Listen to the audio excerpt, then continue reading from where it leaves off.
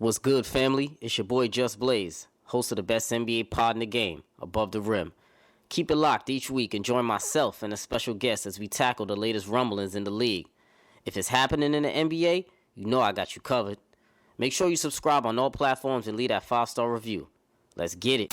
I always say it's like that night when Jordan was playing Portland and they was playing in the playoffs and he just shooting threes and he was shrugging his shoulders like they was like, what's happening? He was like, it was just got that groove. Isaiah's already praised Michael to the heavens. One more quick one from you, Magic, then back to Isaiah.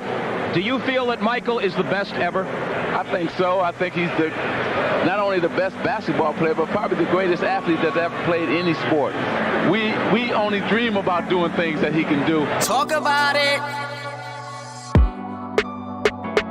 You are now tuned in to Above the Rim. Welcome, family, to another edition of Above the Rim. Brought to you, as always, it's your host, Justin, a.k.a. Just Blaze. Of course, family, appreciate y'all listening, subscribing, keeping it locked each and every episode. Feedback is always love, so keep it coming, of course. Much respect on that. Still recording this shit from an undisclosed remote location in the crib. Couldn't get to the studio, obviously, so this Rona starting to get on my nerves now, but it is what it is. And praise up for everyone out there. But family, I brought two of my good homies on here on this episode with me. Monday early afternoon, I'm bothering these brothers. I've been connecting with these fellas for a couple of years now, talking shit all over Twitter. They both been on Above the Rim before, so there should be no surprise by now. On one end, we got the fam, host of the Ball on Bulls and the Bulls Outsider podcast, the homie Big Dave. What's good, my brother? Brother Jux, what's happening, my man? I'm chilling, man. Easy. And also, we have hasn't been on here in a while, actually. Co-host of the A2 Sources Parties on, founder of Seneca Athletics, and professional shit talker. We got my man Dev. What's going on? What's good, man? It's always a pleasure. Of course. Family, so to get in contact with your boy, you can always hit me up. Follow me on Twitter at JustBlaze_513. That's JUSBLAZE_513. On IG, it's JustBlaze513. And on Facebook, search Above the Rim Podcast. Email the show as well, Above the Rim NBA Podcast at gmail.com. Leave a voicemail, 908-718-1592. Leave some feedback. You want to talk some shit to me. You got some feedback for what we're about to talk about this episode. You want to yell at Dev. You want to yell at Big Dave. Call in, leave that voicemail. Let me know. And fellas, Dave, where can they find you, brother? You can definitely find me on Twitter at Ball Sports, BAWL Sports. Check out our website, ballsports.com. Our podcast, Ball and Ball on Bulls. You have to say it like Avery Johnson is saying it, by the way.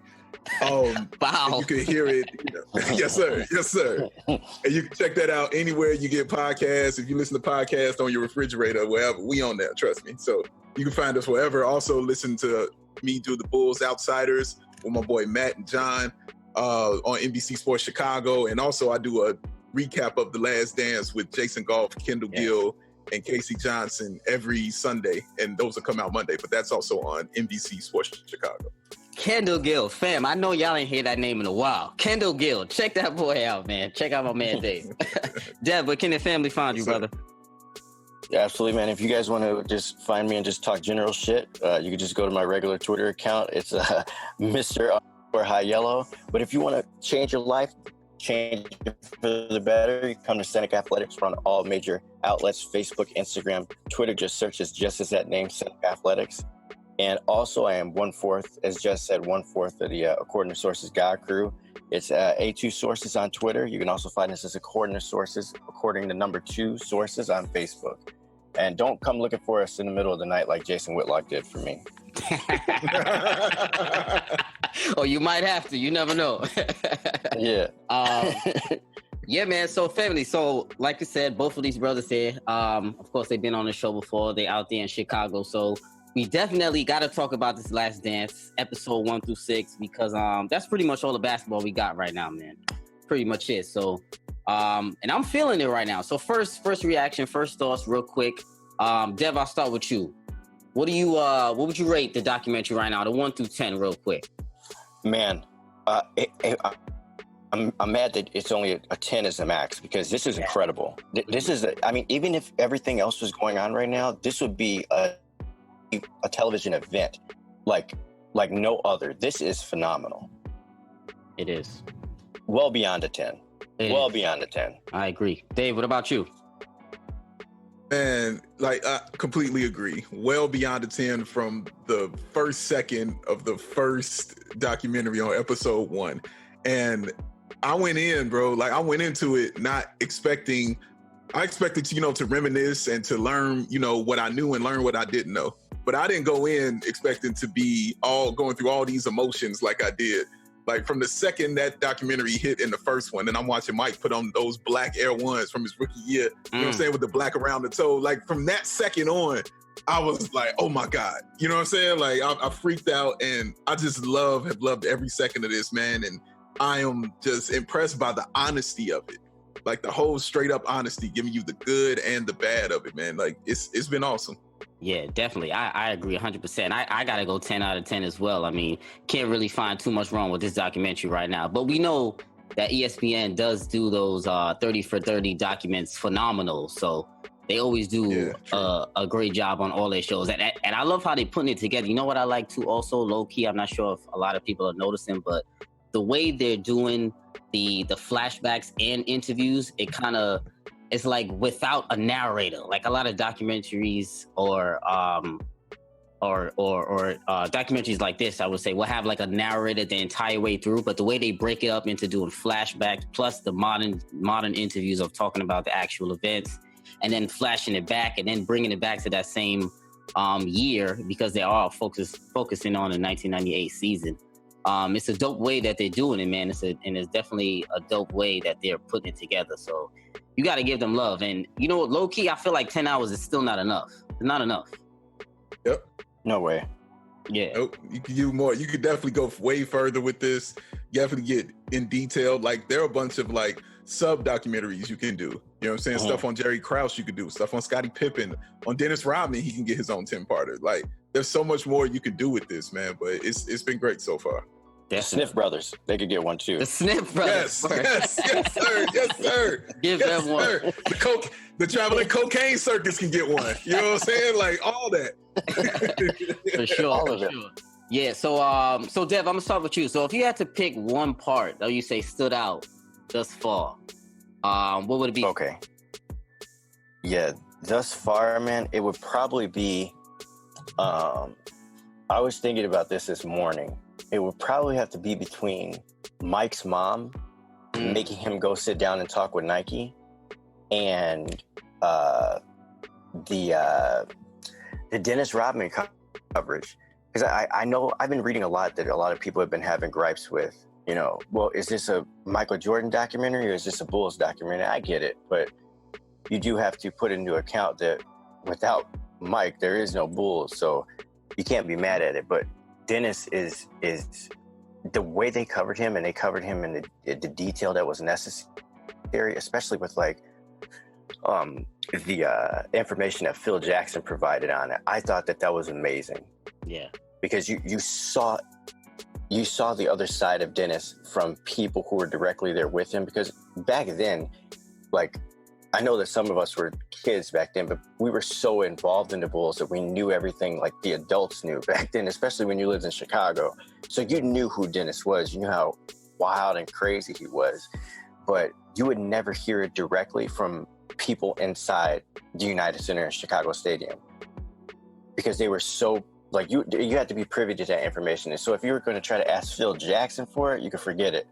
He wasn't going to give up the information. So to see them be that candid and talk about him and talk about his life, I thought that was super cool. And I thought it was really interesting coming from the standpoint of not him telling it, but from other people around him talking about it. Yeah. You honestly don't hear a lot about that when in regards to, I mean, you do hear a lot of viewpoints when in regards to like Dennis Rodman and shit that he went through the season, but they put it in a nice angle, the way they told that story and how they told us Escobar. I love how they brought in Carmen Electra too. You gotta show us some. That was an interesting aspect of bringing that in. That was when they brought her out. I was like, oh man, this is fantastic. Yeah. They did. It brought a lot of love to her too. I know she started trending on Twitter after that. I believe so. I think so. And deservedly so. Yes. Right. Like I said, fantastic. Dave, what about you? What part stood out for you, bro? Man, dude, it was so many. I mean, there's so many to choose from, though. Like the Tony Kukoc part, I like the whole Scottie Pippen part and how he came up. I love, like you said, the Dennis Rodman background was great. The Phil Jackson's background in coaching, how he even got into it, how this dude went down to another country like he was a wrestler, going down to Mexico to train. Do you feel like they did enough? Do you feel like they did enough? Dude, yeah, because like I said, my thing was to learn about Phil. Like a lot of that I didn't know. I didn't know he went to another country just to coach basketball. I didn't know that in the other country, the president shot the referee.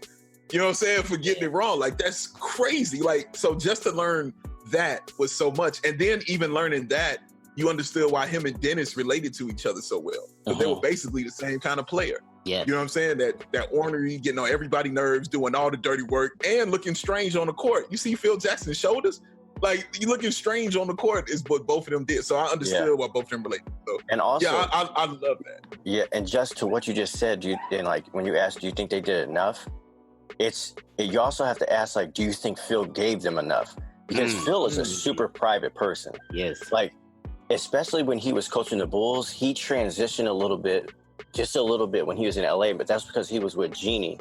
So she was trying to get him to come out of that, private mode. But he is a very like private person. And like I've read when they did a season documentary for the 2010 Lakers, he didn't like the idea of I think it was ESPN that was recording it. He didn't like the idea of them knowing that he was giving players books, like individual books to each one of them. He didn't like that at all. And it took like Jeannie Buss, Kobe, and Pau Gasol to be like, just come out of his shell. So whatever they got out of him, that was it. That was all he was going to give them. Yeah. That's cool, man. At least, but he has to give them something at least for them to at least get that kind of information out of him. You're right. Yeah. You're right. And it probably was like an influence of like Mike, Steve, Scotty, and Dennis trying to tell him like, yo, we're doing this, to celebrate us, not to try to exploit us. And especially if Mike was at the head of it, and you know how loyal Mike was to Phil, he wasn't going to let them, tarnish his name in any way. Mm-hmm. Yeah, you could definitely have that trust. And also, look how long it took for it to even come out. You know what I mean? Like, so they had time to, coax Phil and probably get him into it and everything, let him know everything was going to be okay. Because I don't know when that was filmed for Phil or not. I have no idea, but it was definitely probably on some reservation in Montana where he was. Oh, yeah. 100%. Out there chilling. He be out there, bro. He be out there chilling. Montana. So. Because I'm telling you, man, he be at places where he don't want anybody to find him. Right. Seriously. Like, for real. And he's serious about it. You know what I mean? Like, he is not that Hollywood dude until he steps on the court. That's when he does all that. But when he's off of that court, that dude's on his motorcycle going. You know what I mean? And you don't know where he's at, man. So, yeah, that's definitely Phil. Yeah, definitely. Wait, did you give your part that stood out for you? Oh, my favorite, the favorite part that stood out to me was for episode 1. Mm-hmm. And it was a very small part, but it was just the fact that I heard Michael Jordan referred to as God twice. You know what I mean? That threw me, boy. Listen, he in 2 different countries. Like, he got referred to as God when he went to France. You know what I mean? When they were over there in Paris, he got referred to it by the guy who was interviewing him. And then to get to refer to by God by Larry Bird. You know what I'm saying? Like, and that's his second year in the NBA. You know what I mean? Like, that was insane to me, man, that he's referred to as otherworldly, from his second year in the NBA till that point in the documentary. That was completely mind-blowing. Yeah, that was definitely, a lot of people, I hope a lot of people don't forget. I hope all my knowledgeable people, my brothers and sisters, that they know about what he did in that playoff series, in that first playoff series against the Boston Celtics. I mean, he lit those boys up. But I do love, that was the episode. What music did they play behind that when they were showing that series? Was that Run DMC? That was I'm Bad by LL Cool J. Oh, that was LL Cool J they was playing. Yeah, that was that episode. Yeah. Excuse me. Yeah, that was that episode. Mm-hmm. Yeah, and that was the perfect music they played behind. It was. When they were showing that series, man, because listen, man, he was unstoppable as we saw. And, oh my God, it was unreal. unreal stuff you were looking at. Definitely. One part that stood out for me, I must say, I really like how they displayed the aspect of the Bad Boys and the Bulls beef. So that was my favorite aspect that they included in the documentary thus far in The Last Dance. But I have a little bit of gripe with it also because I also felt like they could have put a lot more into it. But I understand it could have been time constraints. And even though we got 10 hours, that's why I said it still feels like it's not enough for all of the information that they could have showed as well. But I love the aspect that they took, the range that they took, which showing, I guess, some people who are not as familiar with Jordan, that he did have to run through a bigger beast, a bigger animal in order to break through and finally get to the NBA Finals. Because a lot of people, when we talk about dynasties in the league, talk about great championship teams, those Bad Boy Pistons, man, they fall below the wayside a lot. A lot of people forget about them. So, and a lot of people forget about Isaiah Thomas and how electric he was as well, because I always have a lot of, like, I would say, point guard debates with a lot of people in my top 5 point guards, top 3 point guards. And I always have Isaiah Thomas, for me personally, in my top 3 point guards. So I look at it at this angle, whereas I look at him as a very worthy foe for MJ in his route to his first NBA title. But I still feel like he doesn't get a lot of credit enough for him being a worthy foe in those Bad Boy Pistons that he brought to him. And I don't know if you guys were seeing that stuff on Twitter. I don't know if it wasn't on Twitter or something like that, where they were talking about the reactions to it after that. Isaiah doesn't get any respect by MJ at all for him being a worthy opponent, or he wasn't in the top 5 of opponents that he's faced. Did you guys see that? I saw a little bit of it, but because it was without context. I was just like, I'm not going to entertain this. Yeah, exactly. I just couldn't even fathom somebody actually believing that that's true. Especially when you look at Isaiah's playoff performances, like before, like, well, I'm not just against the Bulls, just period. His playoff performances, he was dynamite, dog. It's like Mike said, he was like, as much as I hate him, as much as I hate Isaiah, it goes Magic and then it's Isaiah. That's it. That's how I see it. Mm-hmm. I agree. Yeah. I agree. I got Magic. That's how it goes for 1 me and 2. too. Yeah. Yep, me too. That's how my 1 and 2 are, and that's how they always gonna be, I think, until something really, really special comes along. But yeah, Michael and Magic and Isaiah have always been that, man. And I've always had a love for Isaiah Thomas, man. Like, just growing up and watching the games, with my uncle and my father and my brothers, just showing me the game and the different nuances and aspects of it. Seeing Isaiah Thomas and how he did what he did at the size he did it at. And it was just amazing how he just controlled the game and controlled everything and did whatever was needed and necessary for the team. So he blew me away with his skill, man. So I always had love for Isaiah. Hated a lot of the Piston players, of course, but I have love for Isaiah for sure. Yeah, for sure, definitely. So let me ask you guys that what player would you say, because it's a little different when we compare Isaiah, because obviously they don't play the same position. So who would you say would be probably Jordan's worthiest opponent? Say. Ooh. It's tough though, because a lot of them didn't play position. Obviously, we got Clyde in 92.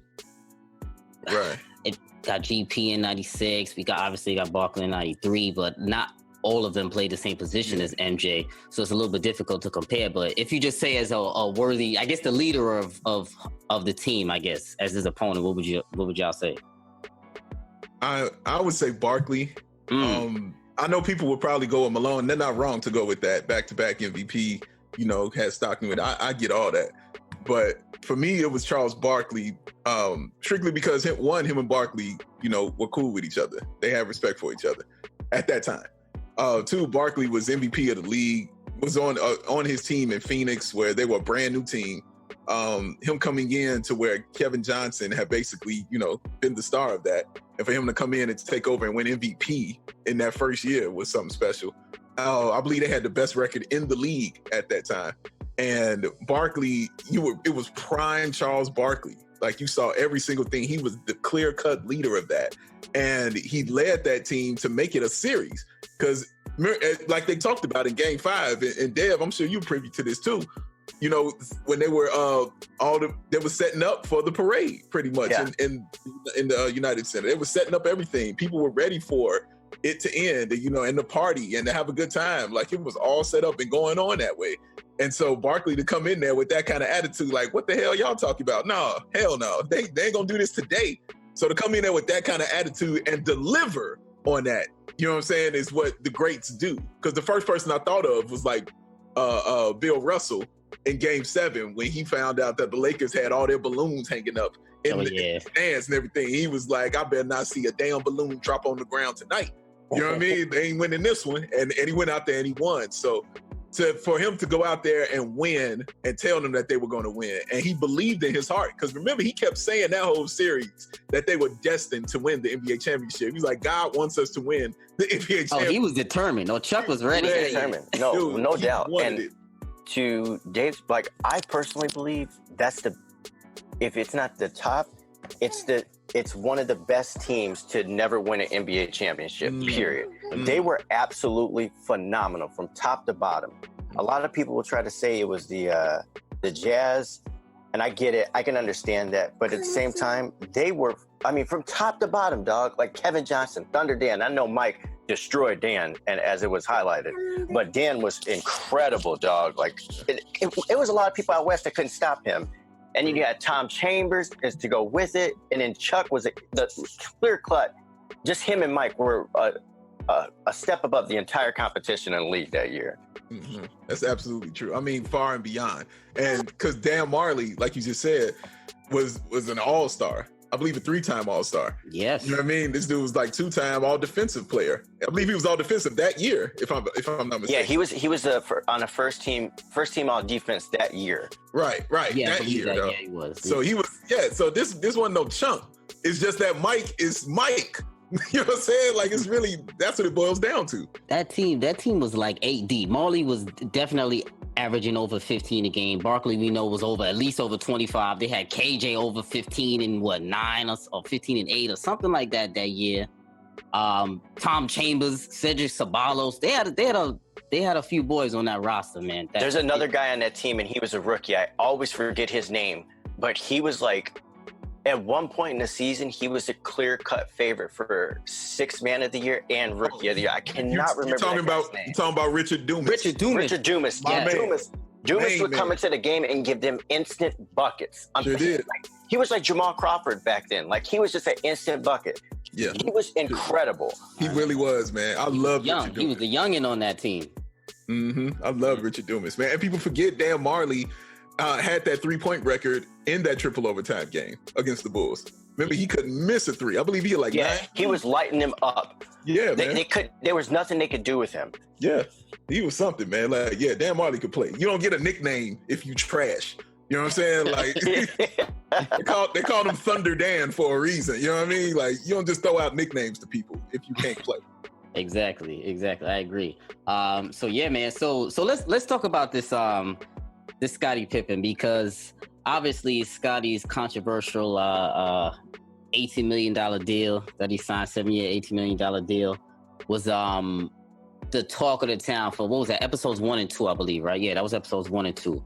So that was the talk of the town about his deal and how he got killed on that deal. So there was a lot of discussion after of who's basically to blame for him signing that deal. And there were a lot of ways that we can go with this. Not really a lot of ways. I would say about 4 quality ways I would say people were discussing. Some people are blaming the agent for not shutting the deal down. Some people are blaming management as well for not renegotiating with Pippen after his performance. After his performance warranted more. A lot of people I would say a lot. I would say some people are blaming MJ maybe for not stepping in, having Pippen's back, demanding that his friend gets a better deal. And then some people are blaming Pippen himself for rushing to sign that money, maybe selling himself short for such a long-term deal. There are a lot of ways that we can go with that. So Dev, I'm gonna start with you. So, because I know you asked a question on Twitter. I'm not sure what the results were from that, So I will ask you. So who do you think was most responsible for Pip signing that deal, man? I personally believe it was in this order. It was Scottie, then his agent. I know that, like, so when I put a poll on Twitter asking it just like that, was it Jimmy Sexton? Scottie, Bulls management, ownership, or MJ? And people voted in order of Scottie, Jimmy Sexton, the Bulls management, and then MJ. But I personally believe it was Scottie, because Scottie had been in the league long enough to know, and he had the advice of his agent in his ear telling him, I believe that we shouldn't sign this deal.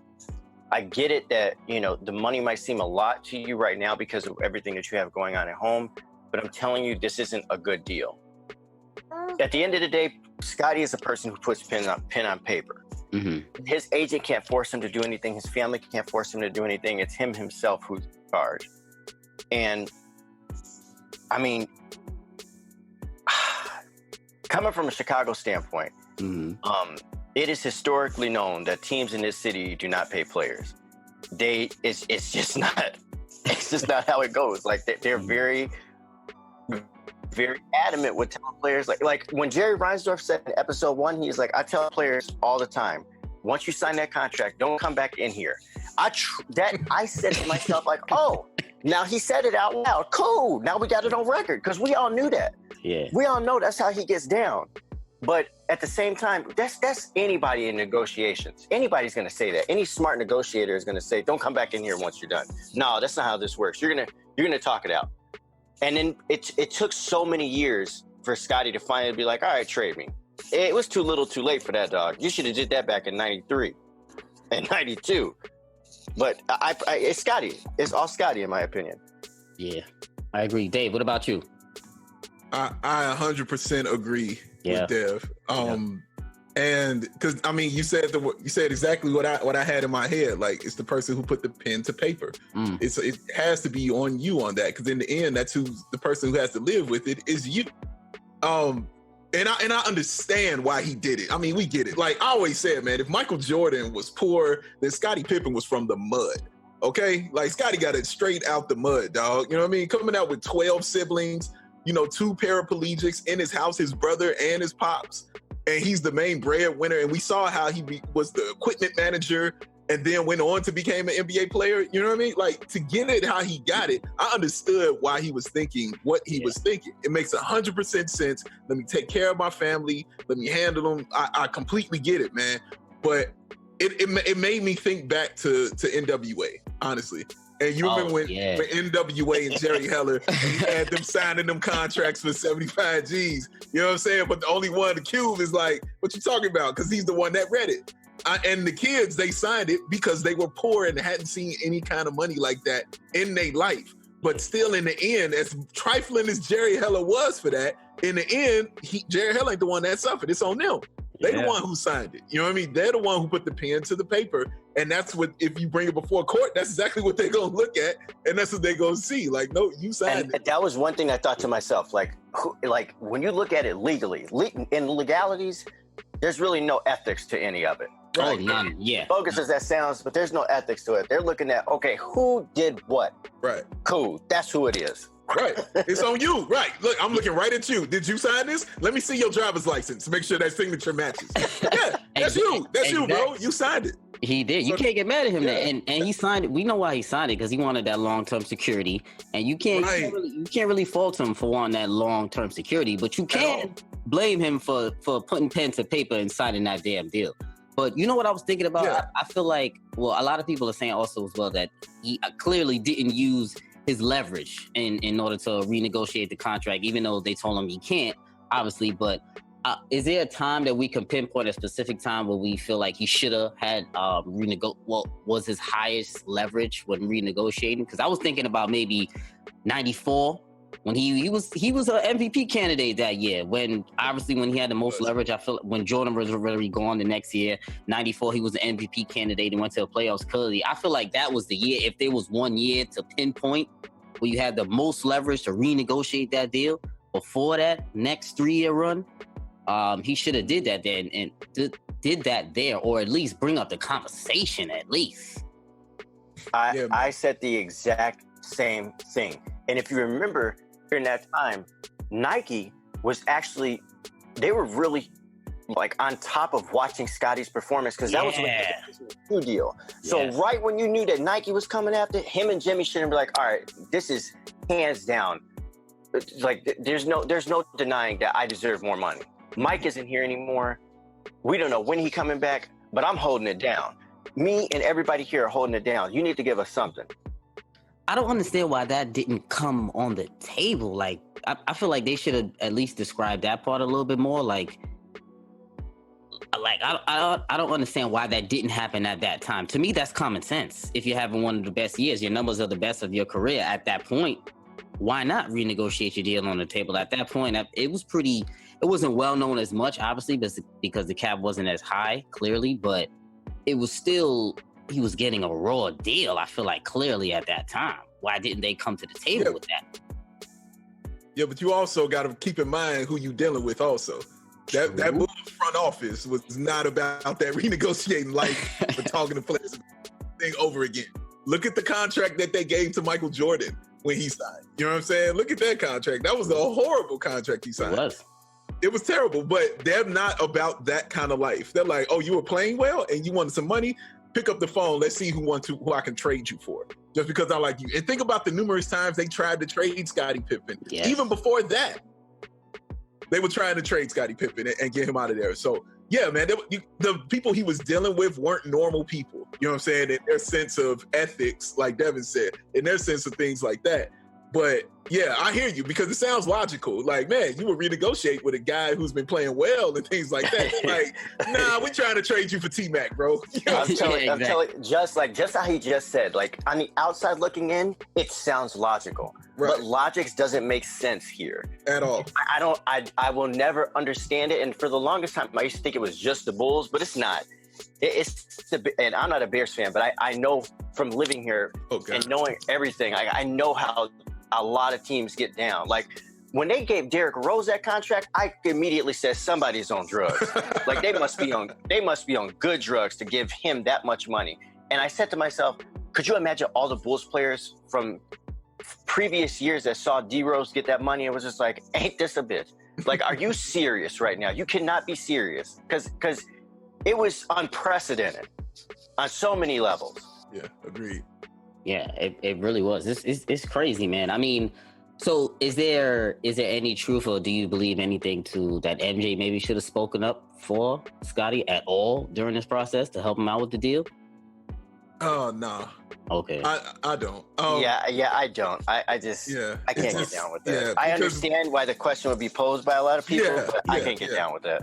To me, honestly, they're two grown-ass men. You need to handle your own financial situations, and he should know better, and his agent should know better. Yeah, and I think Mike's way of doing that was continually coming out and saying, I can't do this without Scottie Pippen, and Scottie Pippen is my guy, and Scottie Pippen is the one, and this is Scottie Pippen's team. Remember when he came back that first time, he was saying things like this is Scottie Pippen's team. You know what I mean?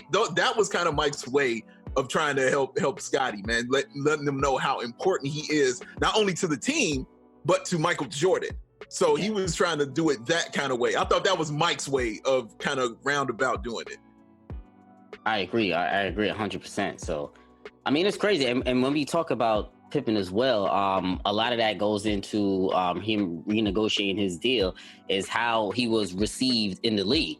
A lot of people have different opinions when it comes to Pippen because some people view him as a sidekick. I would say a lot of people who don't know basketball don't realize how great he was if you want to put him into a role as a sidekick. So I beg the question, was Pippen ever a top 3 to 5 player in the league? Because I feel like still to this day, Pippen is underappreciated for what he brought to the table. And there is no title. There is no 6 titles for Jordan without Pippen. I'm sure. I hope everyone would know that. I mean, I would assume so. But there was I love in the documentary how they talked about the rise of Pippen, of how he got better throughout the years. He just came in as a raw athletic prospect. He definitely groomed his game. We saw how he morphed his game into be a point forward. Basically was one of the main catalysts in that 91 finals, being able to guard Magic 94 feet down the floor. So I'm glad that they showed that in the way that they did, showing the height of Pippen and how his skills translated to the game. And listen, so I'm gonna ask you. I'm gonna start with Dave. I'm gonna start with you, because I know you guys are been with the Bulls for years now. Was Pip ever a top? Let's say top three. Was he ever a top three player in the league? Listen, when you sent me this question, I laughed. I gotta laugh, man. I'm telling you, man. I cracked up laughing, dog. I was like, what? And I know where you feel, but you had to ask the question. I had to. You know what I mean? Like, I understand why you had to ask the question. Trust me, I get it. But yes, absolutely, Scottie was a top three player. And before I could run down a whole myriad of reasons why. I mean, leading the team in every statistical category when Jordan was gone. I mean, winning an All-Star MVP. You know what I mean? But the main thing that tells you that is him finishing in the top three in MVP voting. That's it. There's your answer right there. Because I've always felt like whoever wins the MVP, whether you agree with them winning or not, whoever wins it is a top three player in the league. I think no matter twice. what. I think twice he was a top 5 MVP candidate. I believe twice. Yeah. You might be right. You might be right on that. Yes, sir. But I always felt like that. Like if you finish in top, you're a top three player. You know what I'm saying? In the NBA, if you win the MVP, it's not an argument if you're top three. You can argue where they go, like, oh, I think he's better, I think he's better, I think he's better. That's fine. But if you win, you're a top three. So to finish in the voting in top three, and go look at that list of all the players he was voted over. You know what I'm saying? Like who he was above in that voting. It was only like David Robinson and Hakeem Olajuwon above him. Mm-hmm. You know what I mean? Like these are greats. You know what I mean? Like the only two big men, and they were centers because that was still kind of that time. Some had Ewing above him. What you mean? I'm saying some. Like, what you mean? I ain't even hit it. It's like you were speaking Chinese on me on that one, bro. I ain't even hit out. That was a little Chinese right there. That was a little Chinese right there, brother. No, absolutely not. Did you? No. And Patrick Ewing was a monster. Okay, he was a beast. I don't want to be disrespectful to my man Patrick Ewing because I love Patrick Ewing. Could play basketball. He was awesome, man. But dude, that year, no, he was not better than Scottie Pippen. Not that year. Because again, you want more proof of that? Well, how about the greatest dunk in NBA history of Scottie Pippen dunking on Patrick Ewing and standing over him like that in the playoffs? You know what I'm saying? Just standing over him and then told Spike to sit his ass down. Like those are, yes, all of that. Scottie Pippen, yes, was definitely a top 3 basketball player in his prime in the NBA, especially when Mike was going and he was running the team. No question. Dad, talk to me. I felt like Dave just spoke through my spirit. I had to tap in, Dave. I had to tap in, bro. Look, man, that season, there should have been no doubt. That season alone, like 94, we talking? Yeah, man. Like the year Mike left, and I feel like if you have the greatest player of all time saying, "There is no me without him," that's all you need to know. That's all you need to know right there. Like Scottie was that dude, man. And if you look at it from like an aspect, I always try to tell people to try to look at him from the point of view of not looking at Mike. So if you look at it from like, don't look at him playing with Mike, like where he's like assisting Mike on the ball. Mm-hmm. Try to look at him just like in his raw athletic ability. There's not a lot of players that were built like Scottie before or after. I agree. Because like the way he could, as big as he was, he could carry the ball up the floor. He could meet you 94 feet. And then on top of that, like laterally on the baseline. So looking at it from a athletic development standpoint, which I do with a lot of athletes, for somebody to be that big, to move with that much agility, that much speed, that much explosiveness, it's not common. Like that's why sometimes I hate it when people try to say like the players today are bigger, stronger, faster than they were back then. Well, you have a few players back then who could easily transition to modern NBA basketball. And one of them is Scottie. Like he could easily play in today's league and he could easily dominate in today's league. So there's no question.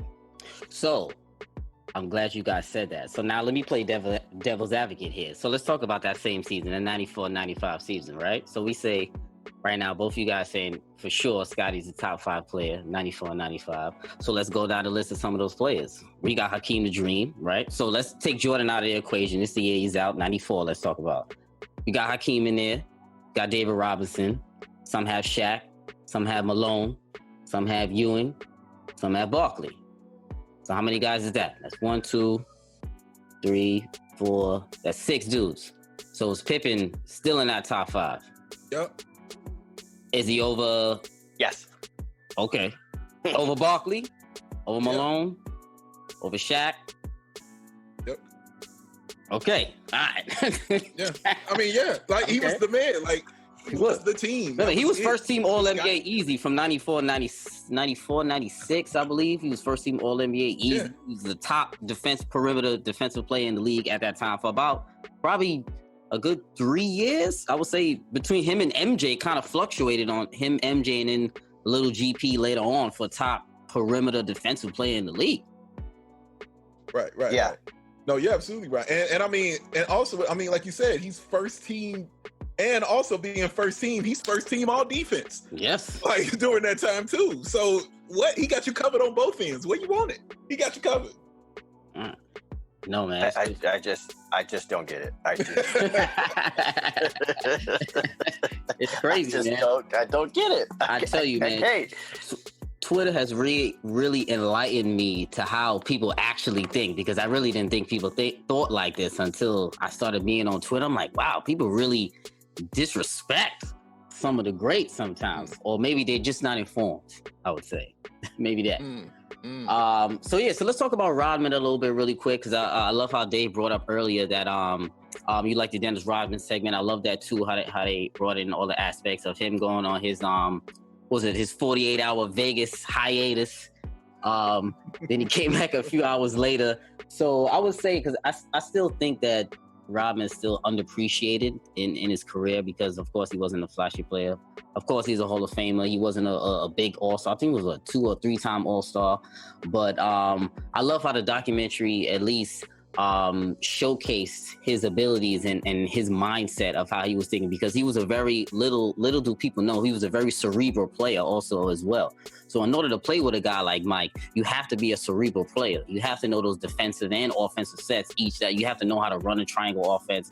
It's a complex offense for some who may not know how to run it all the time. So he played his role to the best of his abilities, and I think he was clearly one of the main catalysts of that title run. And for a 6'7" dude, man, to average 13 rebounds for his career is crazy to me. And I remember he had a few years. I think it was like 2 or 3 years. I remember he averaged like 18 rebounds a night. I think it was still in the Detroit years. Detroit and Seattle. Not Seattle, San Antonio. But I believe it was the last few years in Detroit when he averaged 18 rebounds a game as a 6'7" forward. Like, to me, that's crazy. So I still feel like his efforts are underappreciated, man. So fellas, do you still feel like Rodman is still underappreciated now, or do you think now he's getting his just due? I think now, yeah, like people are starting to recognize it, but up until now, like nobody cared. Nobody really truly acknowledged. I mean, it goes to your point, man. Like NBA Twitter, and I said this a few, maybe a week or so ago. I said it's become evident to me that NBA Twitter started watching basketball in like 2005. Yeah, they had to, because it makes no sense. These comparisons and like, just Dave, you probably do too. Like, I'm a huge LeBron fan. Like, my list goes Mike, then LeBron. But some of these takes, they're so awful. They're egregious. Like, oh, we're talking about Dennis Rodman going against LeBron. Come on, man. Let's be serious. No, let's be serious. Let's talk about it. You think LeBron just gonna walk through, dude? Like, it's not gonna go like that. It's not realistic.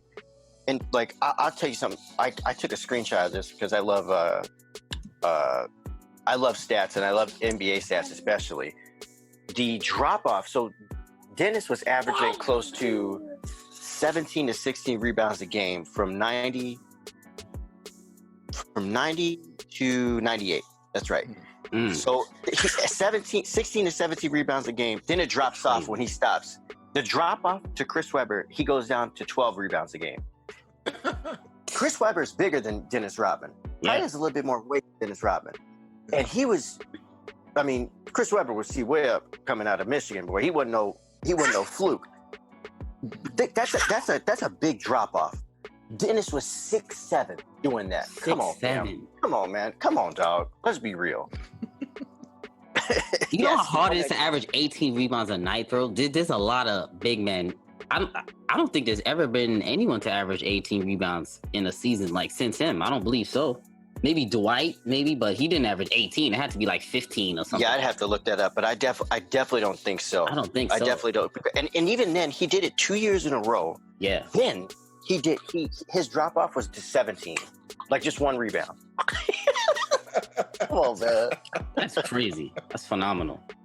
Insanity, man. The dude was special, and you're right. I think his antics and what he did off court always shone through more than what he did on court. Like, and I don't know if that was I know that was something of his own doing. You know what I'm saying? Because he's admitted to that. He was like, no, that was a character. That was something I did. I created it, and I made it bigger than life.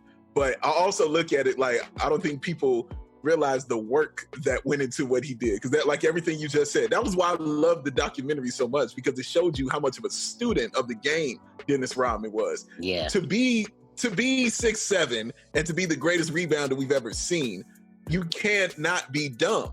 It's impossible. You know what I mean? Yeah. Like, it's just not gonna fall into your hands. So to hear him talk about how I know the way the ball spins when Barkley shoots it, so I know which way it's gonna go. I know the trajectory of the ball when Magic goes up with it, when Mike goes up with it, so I'm gonna go this way and get it. How they showed how he studied everybody. You know what I mean? How he studied the little nuances and codes that he knew, and how he got under your skin. People forget, the dude could guard all 5 positions. All 5. I mean, all 5. Like, you saw him guard Magic, you saw him guard Mike, you saw him guard Scotty, I saw him guard Kemp, and I saw him guard Shaq. Like, I watched him do all of that and succeed. You know what I'm saying? In all of those things, man. Like, in all of those endeavors. That the man was completely special. And Dennis Rodman could score, but obviously he started focusing on defense, and rebounding more. He realized where his bread was buttered and where he could help out more. So yeah, watching him do all those things, and even at a young age, when he was in Detroit, winning back-to-back Defensive Player of the Year awards is insane.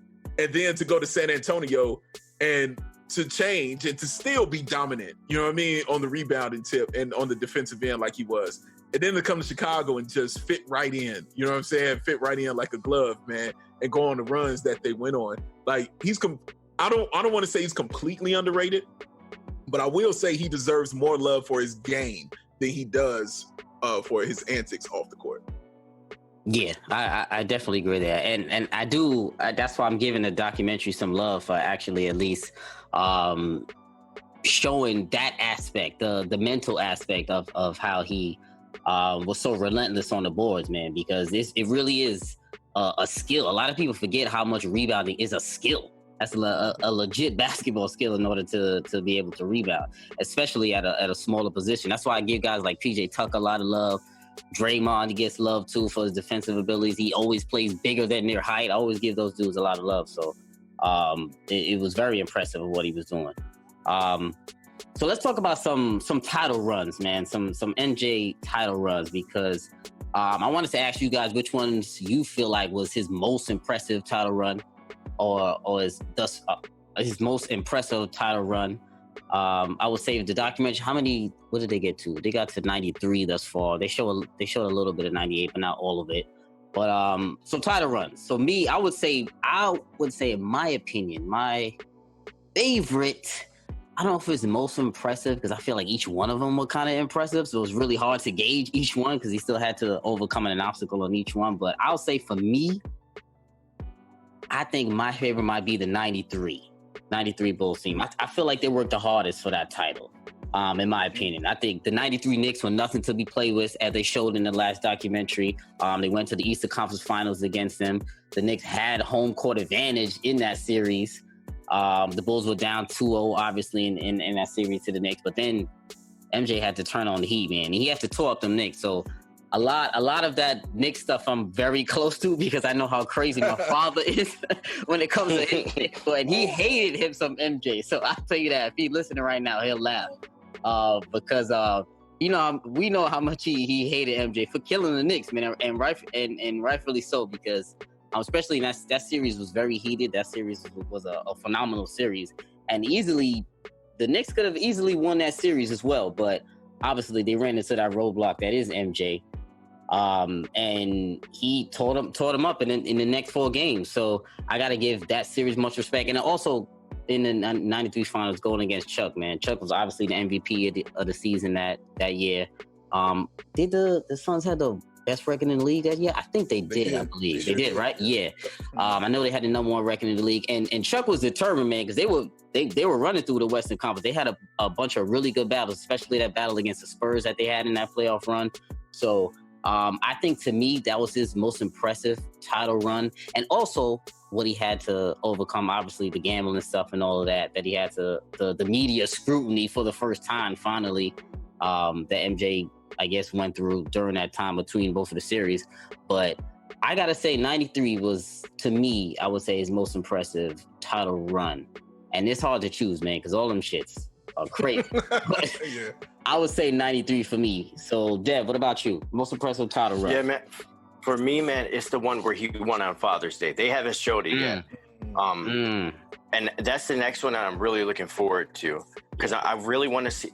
I get that sounds kind of insensitive, but like, I'm not like looking forward to it because I know it's gonna be hard to hold back a lot of emotions watching it. Yeah. But when he won on Father's Day, man, and he went into the locker room crying, like, man, dog, like, I remember how special that was and how much, like, it was like everybody was wondering, would it end up ending on Father's Day? They haven't showed it yet, and I know we're supposed to be but in the sense of like what we've seen thus far, I agree. That 93 finals, because like how Chuck said, it doesn't have to be what we've seen. You could still choose on what you want. They're eventually gonna see it. Well, yeah, for both, like for what is gonna happen and then what we've seen so far, in the sense of what's gonna happen, it's that one. But what we've seen so far, that 93 one, because I think it's real important to remember what Chuck said. He was like, when Mike said that, when he played the Lakers, they lost game 1 because they were just nervous. That was it. They knew they could win. And when Chuck said that, he was like, we were just clearly nervous. But if you look at the rest of that series, we weren't like some knockover team. Like, yeah, they were up on them at one point 3-1, but it wasn't like that was a different type of 3-1 series because Phoenix was extremely good and they were competitive. And Phil Jackson said it himself. He was like, that was the most roller coaster series I've ever been a part of. Like, they were so competitive, and that was the best one because that was probably his toughest matchup to date, going like in a sense of finals competitions. Mm-hmm. Great. Yeah, no question. That was a great one. For me, my favorite one is 92. Because I thought Mike was, and the Bulls were just at their peak of powers. There was no one who I thought that they were going to beat them at all. And I know people can say the 72-10 was kind of, but I still think peak Mike was 92. Like, because there was no doubt in my mind that they weren't losing anything. And you saw what he did to Clyde in the finals and all that. But for me, it's 98. I think 98 is the most impressive one for me. Because, for one, Mike was the only all-star on that team. Mike was, I believe, 35 years old. He played all 82 games. He led the league in scoring. I believe he was still, of course, he was first team everything. And in that finals, it was pretty much Mike because everybody was hurt. Like, if you remember, I'm sure they'll show it in the documentary. Yeah, they're good. I can't wait for them to show that. Yeah, because everybody was just battered. Yeah. Everybody was battered, man. Like, nobody really thought the Bulls were going to pull it out. And you've seen it, how that season was going in 98 with all that stuff that was on them, And the funniest part to me, man, and the funniest part is when they showed the Bulls record and how bad they were, and they were 8-7. Yeah. And I was like, oh my God, I wish, oh my God, I miss those days of 8-7 being time for panic. You know what I'm saying? Like, I miss that so much, man. Like, I want that back so much. The good old days. Mike doing all of those things. Yes, the good old days, yes. But Mike doing all of those things and still being the best player in the league and still in that finals when Scottie Pippen gets hurt in Game 6, hurts his back. He doesn't even play in Game 6. Dennis Rodman didn't have his best game. A lot of those boys didn't have their best game. Mike still comes in and drops 40+ and, gets you the game win and still on defense, and then on offense puts the ball into the bucket to get you the 6th championship. At a time where people doubted them the most. I think that was the most doubted the Bulls ever had been up until that point. So that's why I picked 98. Yeah, I definitely love that choice. Listen, I'm not mad at that at all, for sure. Most definitely. So, next, I would say, what's the next episode? 7 and 8, I believe, right? Yeah. So they're probably going to discuss MJ's retirement probably in the next one. Hopefully they get up to the 96 finals. I'm not sure if they will. I think they should probably be able to, right? Probably in the next 2, they should be able to get to the 96 The way I was like trying to look at it, like on the timeline, I think they would. Yeah. 97 would be like the first part of 9, episode 9, and then 10 would like accumulate where it would all come together. Unless they spend a whole episode probably on the retirement and maybe what the Bulls were that 94 season. Maybe they'll probably do that. And that will take up a full one. Yeah, for sure. Yeah, maybe we'll see about that. So really quick, with all that being said, talk about his finals 6-0 record, as we know. 6 trips, 6 wins in all 6 games on each one of his finals runs. It's become, I mean, it's not that it's become, it's been clear to me, and I'm sure it is for a lot of people, but we still had a lot of debates. But to me, I still ask the question, how could anyone not have MJ as the GOAT? Because I don't know. Jesus. Oh my God, you about to make me upset. I don't understand how you could not have him, but there still are some people that do, clearly, still. This day and age, there are plenty. And it looks like the numbers are growing sometimes. Plenty. Plenty. It looks like the numbers are growing sometimes. But, I mean, there's a lot of things they can say. I'm sure a lot of people I was clearly going to say LeBron a lot, obviously. You have some people sprinkled in, though, that do say Kareem is the GOAT. You do have some of those. So I'll give them some love, at least maybe from having a little bit of knowledge, for at least having someone else other than LeBron. But to me, it's just undisputed, man. I don't see how you can have anyone other than MJ the GOAT as the greatest of all time. I mean, it's clear to me. We know LeBron's skills. We know his talents. We know what he brings to the table. We know what physical specimen that LeBron James is. But that drive and that competitiveness to win is clearly unrivaled and unmatched to anyone. So to me, that is clearly what takes Jordan over the top. Numbers aside, that's not even bringing numbers even in, because we could go all day with numbers. But to me, and also that finals record and having that killer instinct, that killer mentality to take out your opponent. Like I said, we talked about the 93 finals just now. The Knicks had the Bulls on their heels. So they were just as intimidating as the Bulls at that time. Xavier McDaniel was going wild. And we saw that he can have that mental aspect, that mental fortitude in order to overcome that, in order to still win the series and win in the 6 games, because none of these series went 7. So that to me is what's most impressive about all of his finals runs, is that none of them went past 6 to me. So how could anyone not have him as a GOAT, fellas? Talk to me. Dude, I don't, you know what, let me go first, because I just want to sit back and listen to Dev. I want to listen to Dev on this one. But I don't understand. I asked that question, honestly, after the 2nd episode. I said, I said it in my head. I said, it's starting to become insulting that people would have anybody over this man. Like, it's starting to become a little insulting. And Kareem, I don't mind. When people tell me Kareem, I get it. You know what I'm saying? And my only argument for Kareem has always been Kareem had to have somebody give him the basketball, and the person giving him the basketball was an all-time great. We're arguably the two of the top 3 greatest point guards to ever play. But Dave, real quick, sorry to cut you off, but they use a lot for Kareem. They use a lot scoring, longevity, and his totality of his basketball career. A lot of those dudes who use Kareem also bring his college career into it also. So correct. That's kind of how they try to throw Kareem in there a little bit more, but carry on, my bad. I just want to throw that in. And no, you're right to throw that in, and throw his high school career in there too. Yeah, because dude was dominant there too. Yeah. Like, I'm not mad at Kareem at all. You know what I'm saying, for being in there. I'm just saying that's my only argument against why I wouldn't have him there. But I get it. You want to have Kareem Abdul? Yes, I'm not mad at you. The dude who changed the game and made them stop dunking. Yes, I get it. Like, okay, yes, that makes sense to have Kareem at that point. Completely get it. But for me, dude, it's watching this stuff like this, watching the insanity of Michael Jordan, the sheer lunacy of this man to want to be this great and to be just this dominant, and just the things that drove him to be that, and just the doubt. He drove himself off of doubt all the time. Who says they better than me? Like, you saw how angry he got that people thought Clyde Drexler was on his level? Yeah. You know what I'm saying? Like, it upset him to no end, dog, to the point where he went out and set NBA Finals records in the first game. Well, yo, why didn't they put Clyde in the documentary for that? They should have put Clyde in for what he thought about it.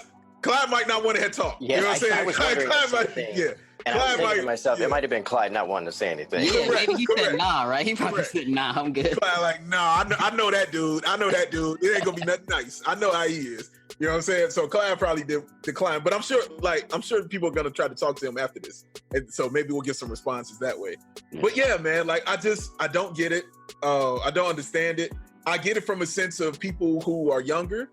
You know what I'm saying? Who haven't seen it. You know, which is why I was so excited for them to watch this documentary. Yeah. And see what we grew up with and just the awesomeness of what we watched from the beginning of Michael Jordan. So I get it, and I see it, and I completely feel it from that youth perspective, and from a people who might not watch basketball a lot perspective. I completely understand that. But it's the people who know the game and do all those things. I'm like, nah, I don't know, bro. I don't know how you looking at this and thinking somebody who got stopped by J.J. Barea and Jason Terry is better than, you know what I'm saying, Michael Jordan and stuff like that. So Deshaun Stevenson or something. I mean, man, you know. But yes, man. But yeah, Mike is the GOAT, and Dev, the floor is yours, sir.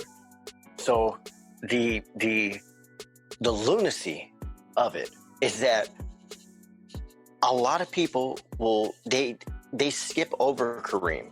Because I do understand that there are people that consider Kareem, and just like Dave said, I get it. I understand. Like, I'm not mad at that pick. But when it comes to LeBron, bro, and I am a LeBron fan, dog. Like, I love LeBron.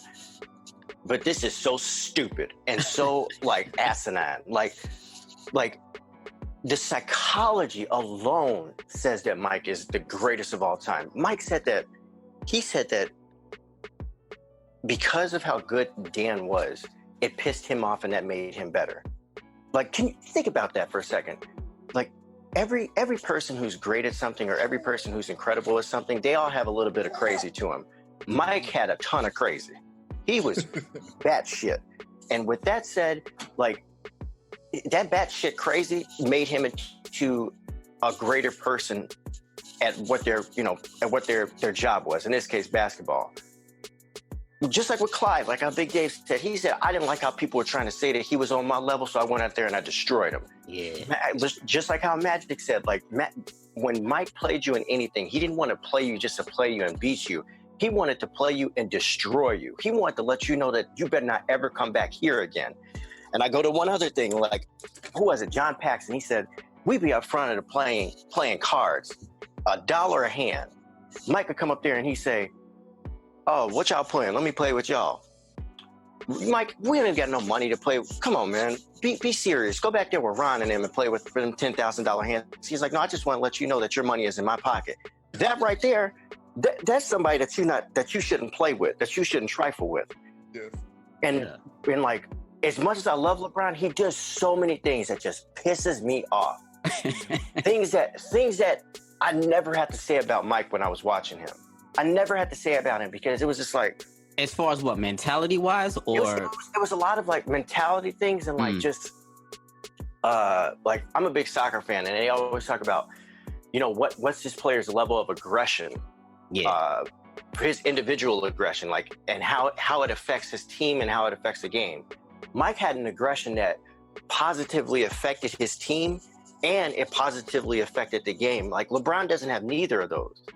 And it's gonna be people that's probably gonna come on your show. They're gonna hit you up, Jessica. Be like, oh, that fool is no real Brown fan. How could he say something like that? But it's facts. It's facts, because you see him in these positions where he just doesn't. And I sometimes I get kind of I'm kind of indifferent with that killer instinct stuff, because there's a lot of players with killer instinct. They just don't do anything with it. Mm-hmm. You know, everybody can be like, you know, they want to be a killer, but you know, when it comes down to did you killer stuff, it doesn't reflect on the court. LeBron don't do any of it, and he has the ability to take over a game, and he just doesn't do it. He just doesn't do it. Mike did not hesitate. He didn't ask permission to take over a game. He just did it. And then, like, when you look at, some people try to say that LeBron's athletic ability is what puts him over the top when it comes to Mike. Bullshit, okay? The first 2 episodes gave you all you needed to know. What did Isaiah say? He said, Mike, everybody has a gear when they run and for speed and stuff like that. Mike had an extra gear for flying. Because, in some of them highlights, it almost looks like CGI. Unreal. Like, let's keep it a buck. It looks like he's levitating. And it was because he was so naturally gifted at driving to the basket. And then when he had to switch his game up, when he was losing his athleticism, he just got a mid-range where like it was unstoppable. Come on, dog. I'd argue that his mid-range and his baseline fadeaway were more unstoppable than Kareem's hook. Yeah, I mean, honestly. Because it was nothing you could do about it. Even Kobe knew him. He, like you said, it was his big brother. He knew all his moves. He still couldn't stop it. You knew, that's the thing too, man. Like with LeBron, and this is the last thing I'm gonna say on this because I'm really about to get worked up. But like with LeBron, bro, like his scouting report isn't that hard to manufacture. And it's not that hard to stop. Like, and I'm pretty sure that, Popovich he really wrote the blueprint on how to cohesively stop him. And you saw it come into effect with Steve Kerr, who was, under the tutelage of Popovich when he was a player. Then he became a coach. And, it was a team defensive effort to stop Bron. And that says enough about Bron. That says how good he is. If it takes a team to stop you, you ain't no bum. And I'm not trying to discredit him for what he is, because in my book, he's top 3. But, I mean, you could have a scouting report all you want from Mike. There's nothing you could do about it. You could just pray. Like, I forgot the guy's name, the coach of the 93 Suns. He was like, we cannot. Paul Westphal. Yeah, Paul Westphal said, and they showed him last night in the episode. Well, he said double him and triple him. Don't let anyone but him. Yeah. Triple team him. Don't let him beat us. Make him pass the ball. Okay, cool. And now you're trying to discredit him as a passer, and you're trying to discredit him as having basketball IQ. And see, that to me, what you just said is to me what obviously, I wouldn't say obvious because a lot of people don't realize it, but what separates MJ from everyone else. And I always call him the most cerebral player of all time. He is the most, he really understands. And you can tell how much he watches film because he knows exactly his opponents and knows how to attack each one of their weaknesses. If I know your upper body strength, you're not really good in the upper body strength, I'm going to back you down. I'm going to back you down each time and hit your mid-range fadeaway.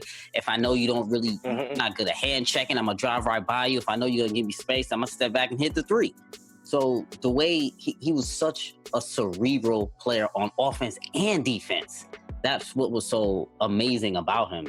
And going back to LeBron really quick, the difference between those two is one clear difference that to me is obviously puts MJ over the top. To me, when I look at them both, one I look at as MJ is aggressive, and then I look at LeBron as passive aggressive.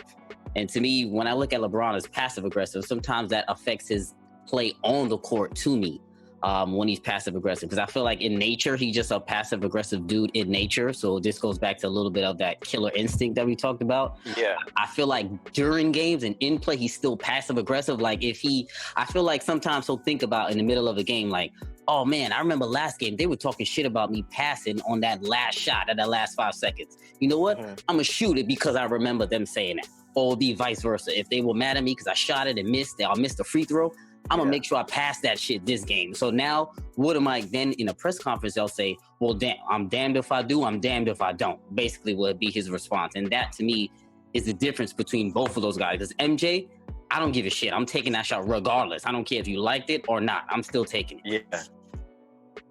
Yeah. I mean, and it all goes back to like I think about Mike versus Rodman and LeBron if he had to go against a player like Rodman. Because Draymond is my dude. Yes. And Draymond is nowhere near as annoying as Dennis is, because Dennis did it with his play on the court, and then he did it with talking as well. But Draymond would work LeBron's nerves, and them two they homies.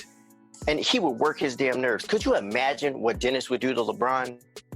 Like just just mentally alone, like how he would affect LeBron. Just like how Deshaun Stevenson was, just like how Lance Stevens was.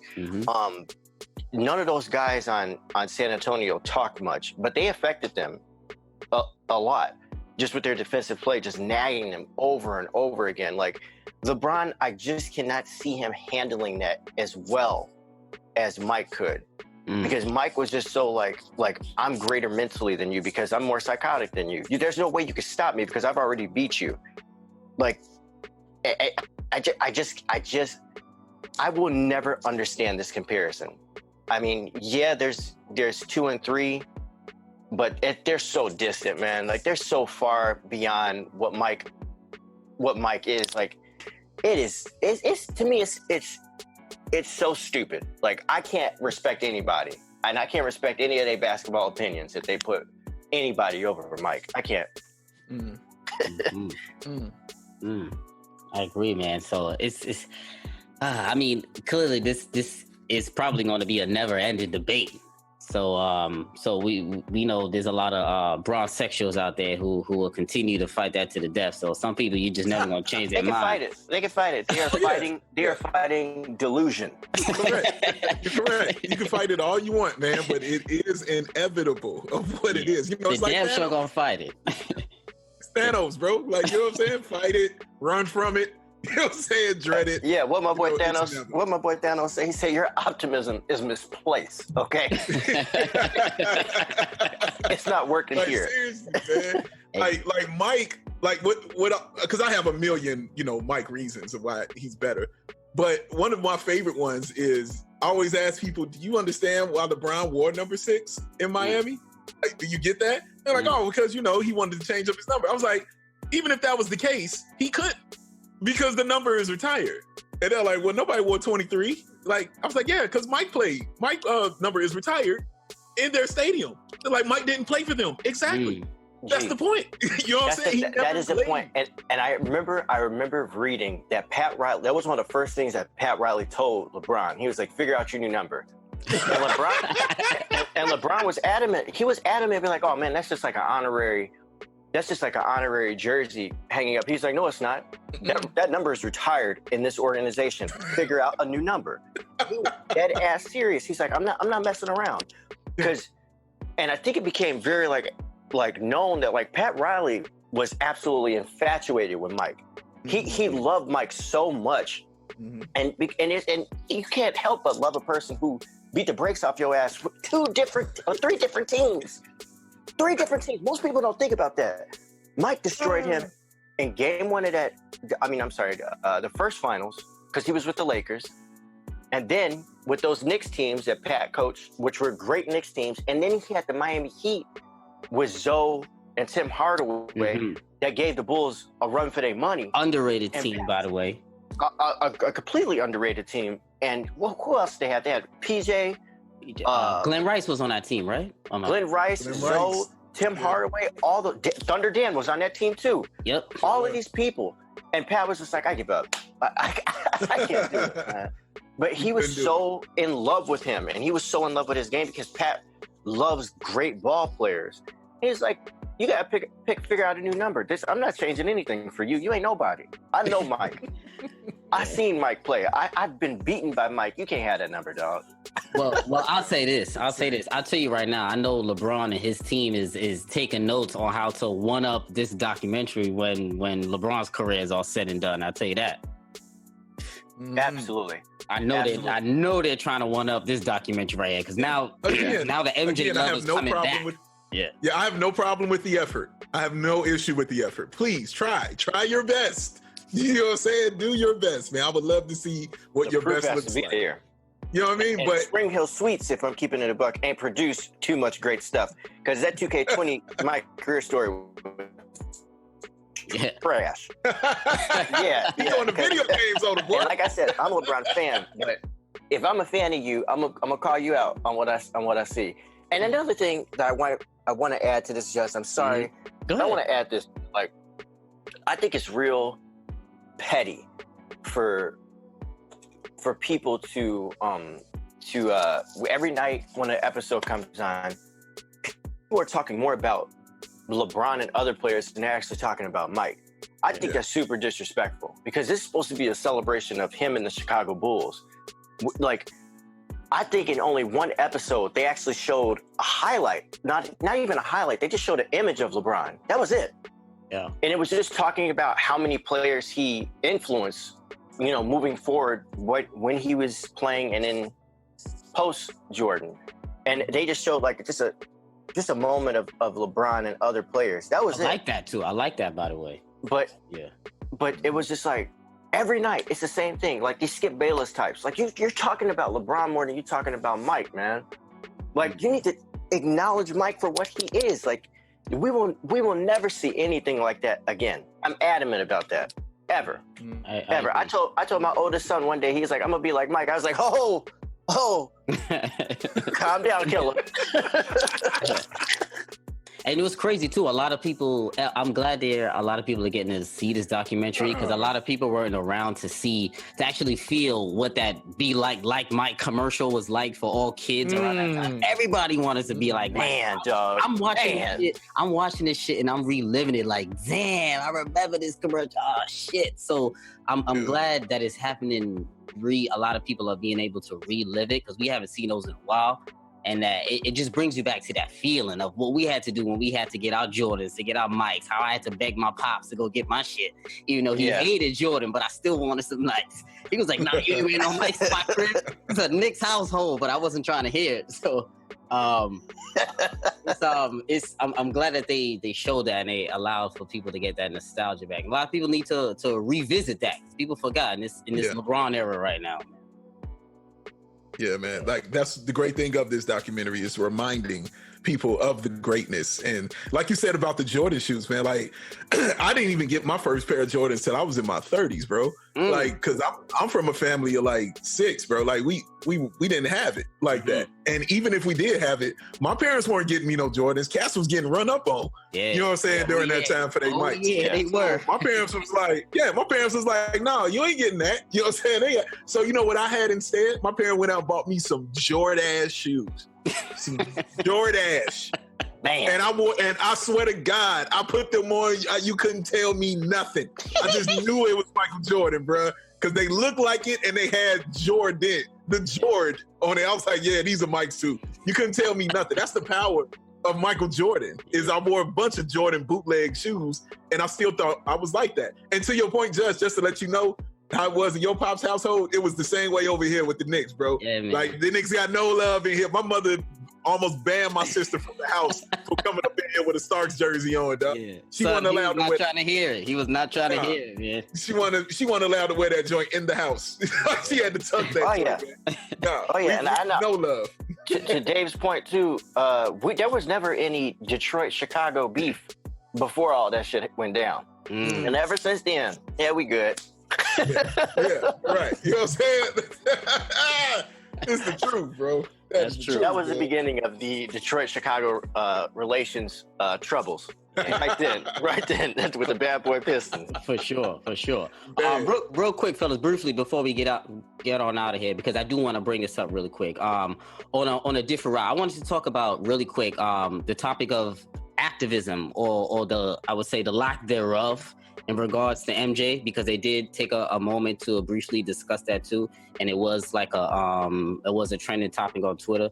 So they did a great job. They did a solid job of talking about MJ and his I guess you could say lack of activism. I guess I'm trying to use the right word for it, but it was I forgot what was the senator's name that Hugh Grant was his name. Gant. Oh, yeah. Gant. Yeah. Mm-hmm. So they talked about his that he didn't want to, not that he didn't want to affiliate himself, was that he didn't want to speak up in regards to him. But he did give a charitable donation, and a lot of people are. I would say that that's one of the aspects that they use LeBron over MJ when it gets in regards to that conversation of off the court aspect, which I would say, and I must admit, LeBron is. Does win in that regard and off the court, not necessarily impact, but off the court, I would say you could say activism and speaking out on social issues which go about in the culture. And there were a lot of discussion about how MJ didn't really want to take that stance, and that he was more focused on his basketball career, rightfully so. And he didn't really shy away from it. That's part of the aspect that I liked. He didn't really shy away from his lack of speaking out for the people and speaking out on social issues.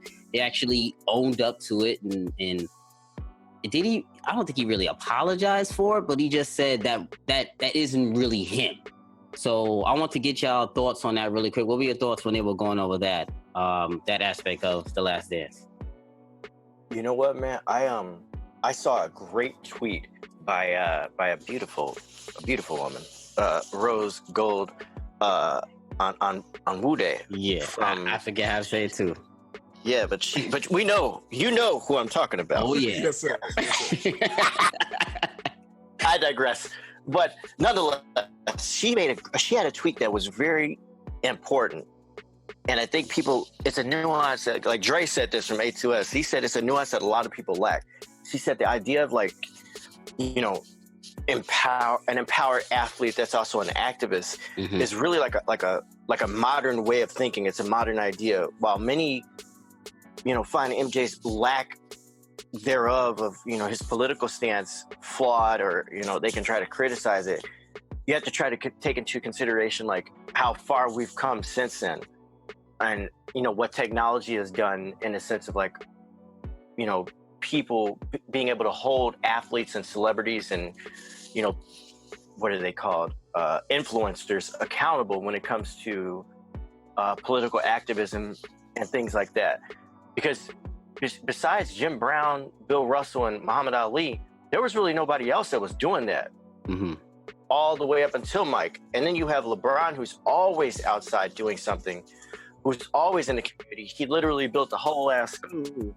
But, I mean, what people don't think about is that, like, and here in Chicago, Mike did a lot, bro. He did a lot for the communities. I'm sure. I mean, like, he was the part of a thing where, like, and it was a terrible, like, biography that was did to him with this actor that didn't look a thing like him.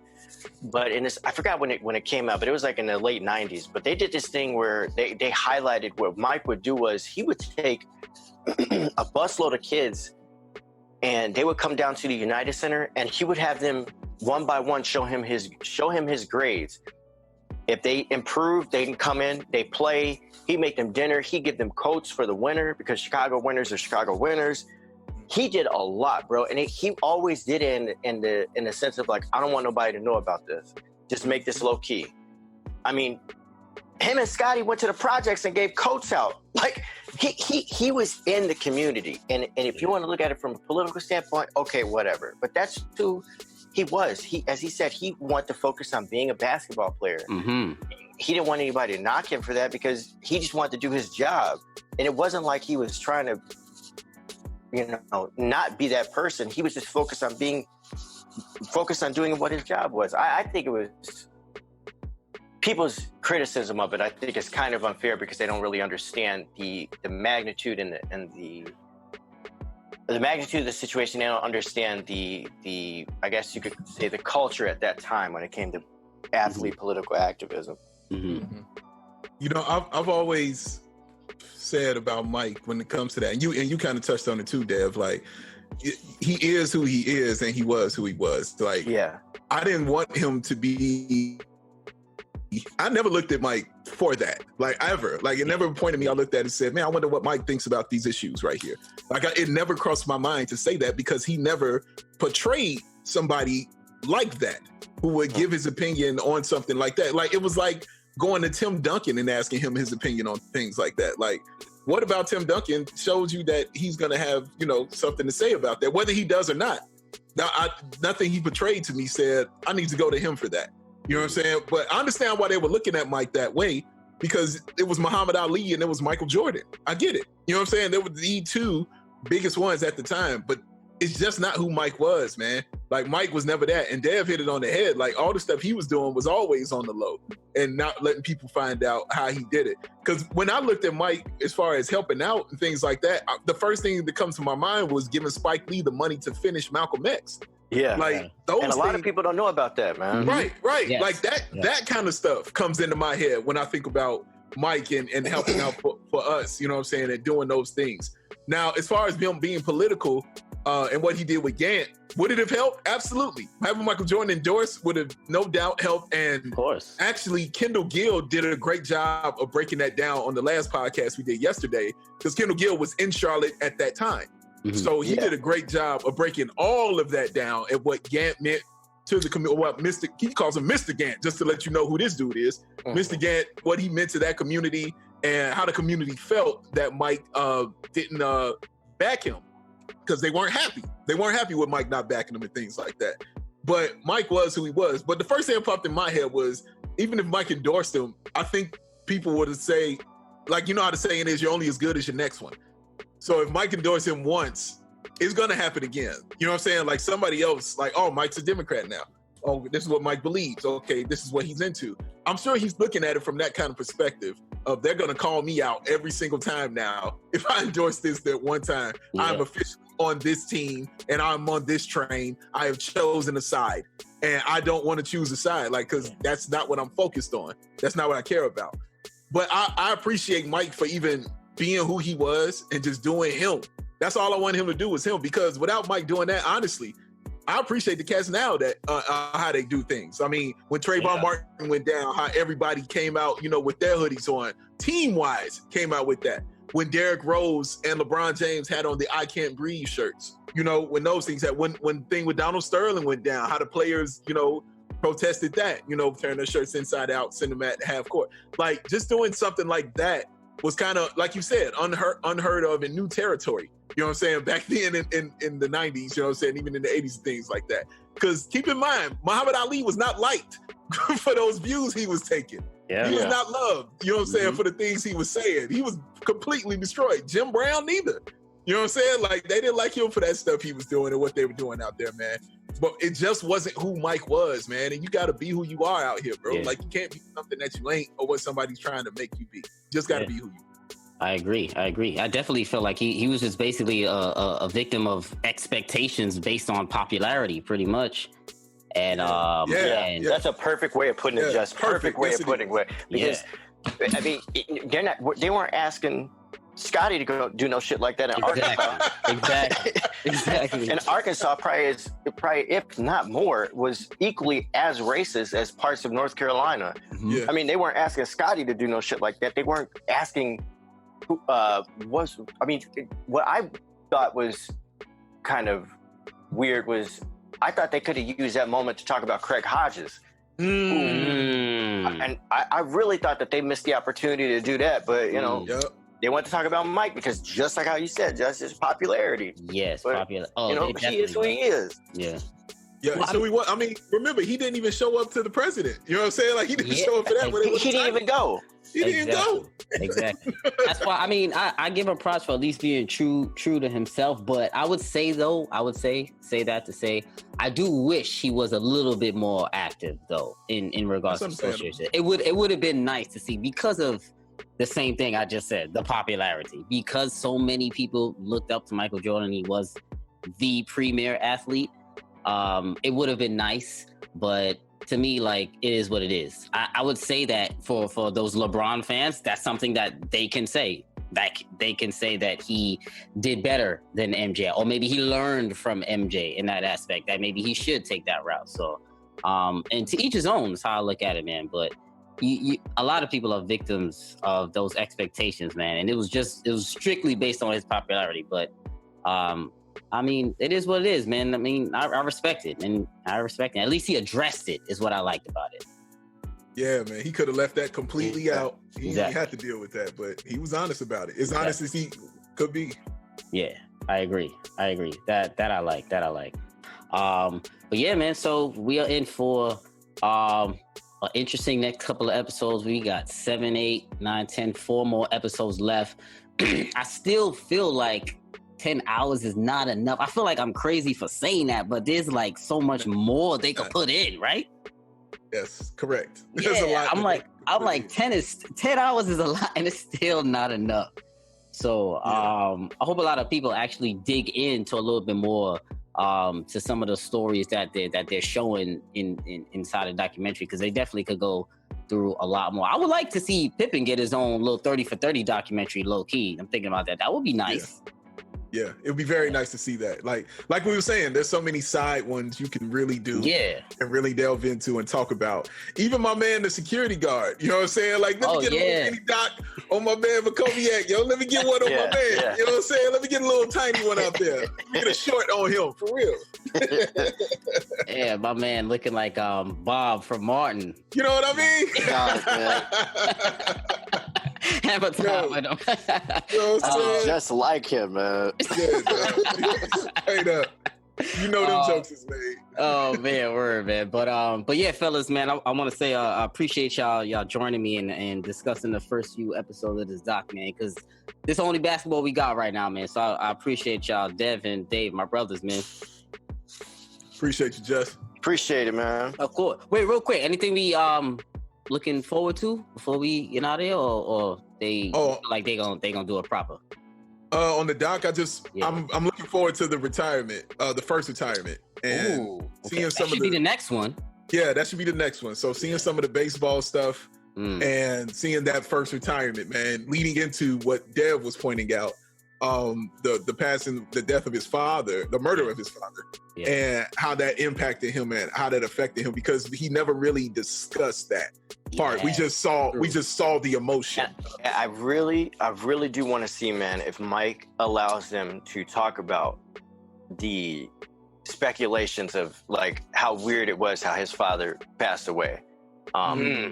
Because I'm not nowhere near a conspiracy theorist, but I do believe that there are a lot of question marks on the way his father died, and if it tied into his gambling. So I'm really interested to see how that story goes. I hope they go in depth with that, man. Because if he let them talk about that brother Slim, oh man, this guy.